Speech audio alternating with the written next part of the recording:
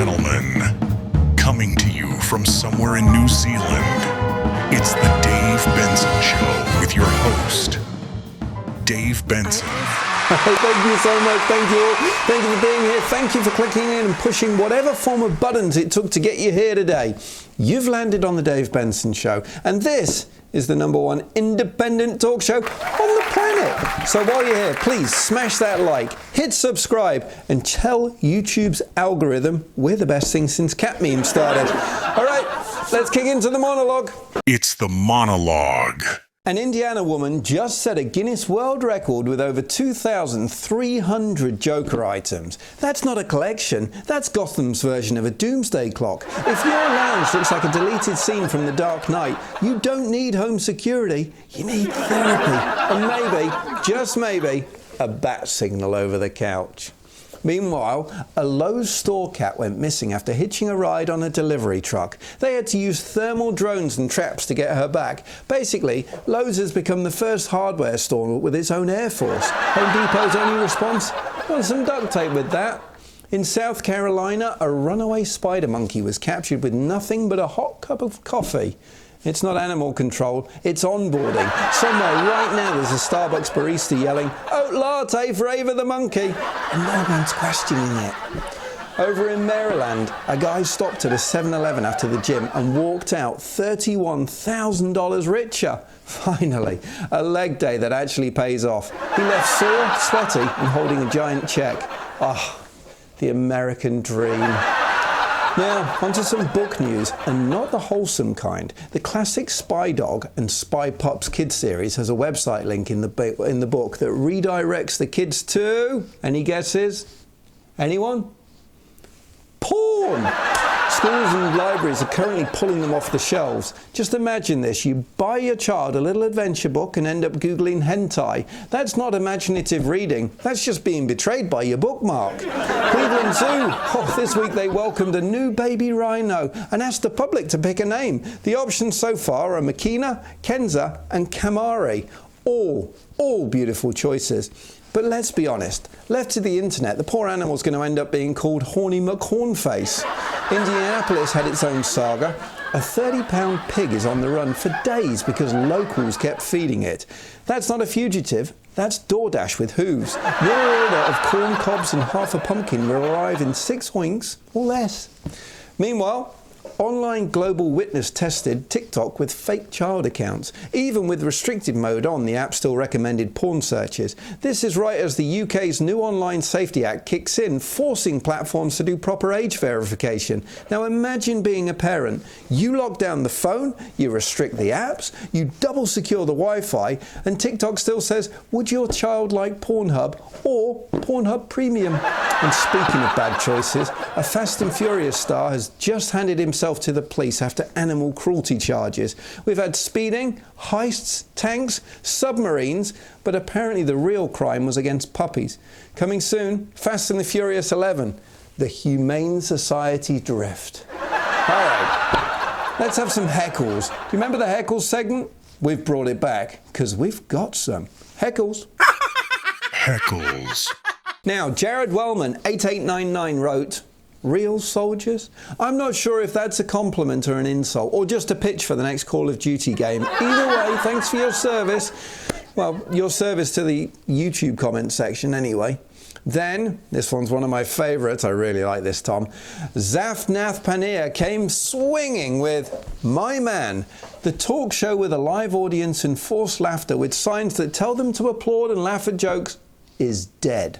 All their ratings are in the toilet, and you adding a laugh track when you don't even have a live audience is just sad. If you want to try and show people you're funny, let your jokes stand in their own merit. Wow, that's not a YouTube comment, that's my annual performance review. Honestly, I had to scroll back up just to check if it wasn't my boss leaving that message. But, points taken. Let's break it down. You said talk show audiences' ratings are dead. Our survey says, Jimmy Kimmel Live, around 20.8 million subscribers and over 13 billion views. The Tonight Show starring Jimmy Fallon, around 33 million subscribers and over 18 billion views. Late Night with Seth Meyers, around 5.1 million subscribers and 3.8 billion views.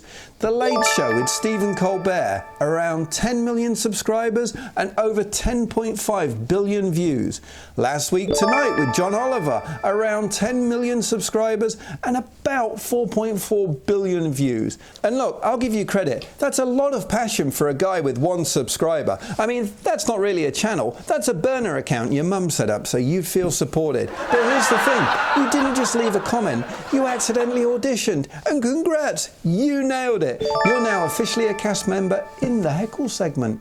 And finally, at Paolo PY4MM, he gave us This Is Not Good. Short, sharp, brutal, honest. Honestly, Paolo, if YouTube ever makes haiku reviews, you've got it nailed. Let's kick into the YouTube news.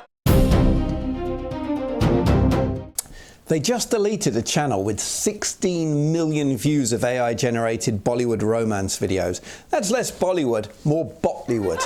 They also killed off the extra subscribe button that used to pop up everywhere. Finally. Half the time you were just trying to pause a cooking tutorial and ended up unsubscribing from Grandma's Lasagna channel.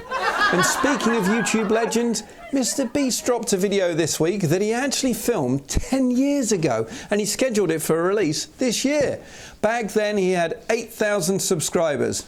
Tom, that's 6,500 more subscribers than us. And his views were around 1 million, which, how far away is that? Well, it feels like light years away from where we are right now. Let's have a quick look at that moment. Hi, me in 10 years. I'm scheduling this video to upload in 2025. Dude, what if I'm dead? That'd be so weird. If I don't have 1 million subscribers when you see this video, my whole life's a failure. Please, future me, please have 1 million subscribers. I've 8,000 right now. Oh man, should be studying for a history test, but no, I'm making this video instead. Future me, do you even remember what grade I got on that test? Seriously, if you still remember in 10 years, that's crazy. Watch me not happy married. Or what if I don't have 1 million subscribers? Oh, I'd just be one big loser. Oh, that'd be so awkward. 10 years, man. It's going to be so different.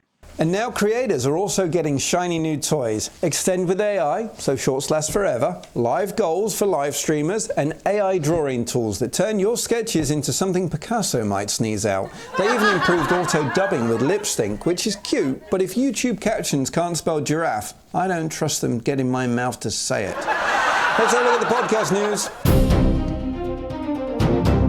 Podcast land's been busy too. Wichita State moved its coaches' shows from radio to podcast because if there's one thing sport cliches needed, it's buffering. Cornerstone University launched Wisdom and Influence, which is basically Christian leadership, but make it audio. Somewhere out there, Ecclesiastes just dropped a mixtape. Journalist Marcus K. Dowling launched Culture at Large, recorded live at Nashville Cafe. It's TED Talk meets open mic night.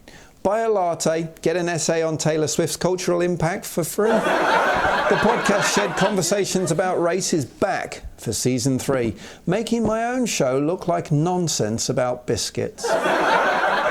The Mississippi Health Department released a new Health Talk episode about breast cancer prevention. Now that's vital stuff, though I imagine the host whispered, "Leave us 5 stars or your cholesterol goes up." And iHeart's new comedy true crime show, Crimeless, features Johnny Knoxville narrating a heist.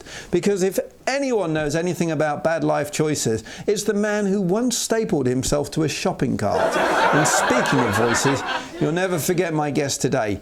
He was live on the radio in New York when the Twin Towers were hit. If that's not a front row seat to history, I don't know what is. And if that's not enough, he also managed to royally piss off Taylor Swift. That's right, this man has taken on both terrorism and Taylor, and only one of those is truly terrifying. Let's roll the titles, Tom. I said I wanna